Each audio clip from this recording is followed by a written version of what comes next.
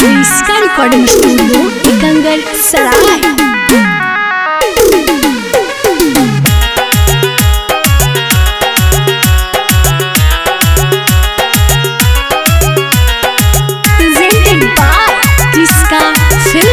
पहिल के याद आवे तब दूसर की ना देवो हई जब। पहिल के याद आवे तब दूसर की ना देवो हई जब।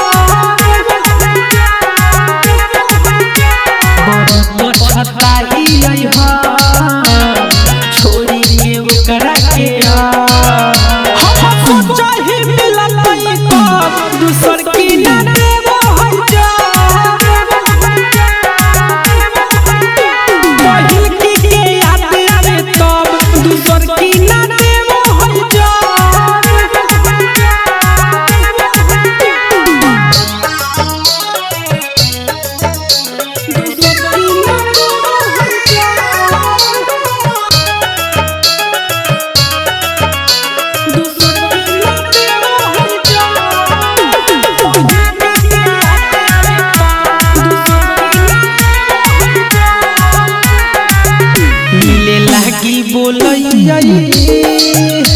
तमिले भियावे खाली उठवा के लाली हमारा के चटावे।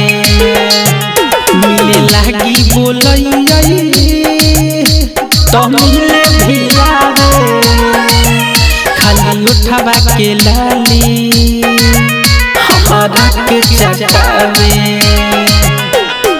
महजा बेकार होला सब दुनिया की ना देवो हई जब। पहिल के याद आवे तब दूसर की ना देवो हई जब।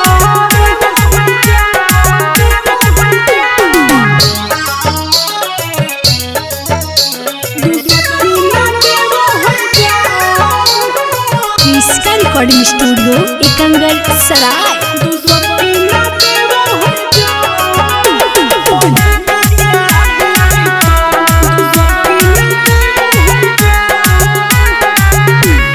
कहो है छौरी हमारा बाबू सोनावा जब भुलागी कही तो बात दे है फोनावा।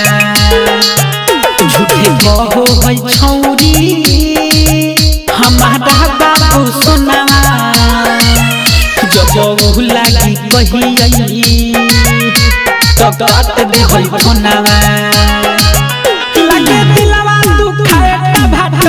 दूसर की ना देवो हई जब।